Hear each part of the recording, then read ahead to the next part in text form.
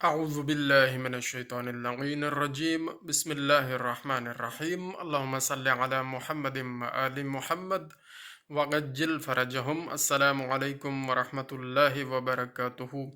مولا امام امیر المومنین علی ابن ابی طالب علیہ السلام کا خطبہ نمبر 12 نہج البلاغہ سے آپ کی خدمت میں پیش کرتے ہیں۔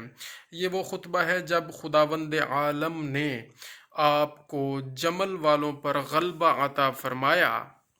مولا علی علیہ السلام کو جمل والوں پر جب غلبہ عطا فرمایا تو اس موقع پر آپ کے ایک صحابی نے آپ سے عرض کیا کہ میرا فلاں بھائی بھی یہاں موجود ہوتا تو وہ بھی دیکھتا کہ اللہ نے کیسی آپ کو دشمنوں پر فتح و کامرانی عطا فرمائی ہے۔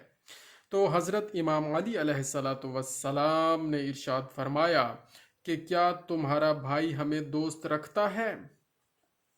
آپ نے سوال کیا کہ کیا تمہارا بھائی ہمیں دوست رکھتا ہے؟ تو اس صحابی نے جواب دیا کہ ہاں مولا۔ تو آپ علیہ السلام نے فرمایا کہ وہ ہمارے پاس موجود تھا، بلکہ ہمارے اس لشکر میں وہ اشخاص بھی موجود تھے جو ابھی مردوں کی صلب اور عورتوں کے شکم میں ہیں۔ ان قریب زمانہ انہیں ظاہر کرے گا اور ان سے ایمان کو تقویت پہنچے گی۔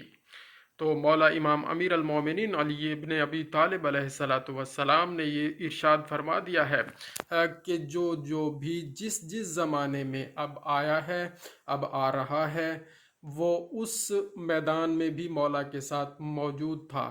شرط صرف یہ ہے کہ اگر وہ مولا امام امیر المومنین علی ابن ابی طالب علیہ السلام کو اگر دوست رکھتا ہے اب بھی اس زمانے میں، تو وہ اپنے آپ کو مولا کا سپاہی سمجھے اور مولا کے ساتھ اس جنگ میں اپنے آپ کو شریک سمجھے۔ جزاک اللہ خیرہ۔ اللہم صلی علی محمد آل محمد وعجل فرجہم۔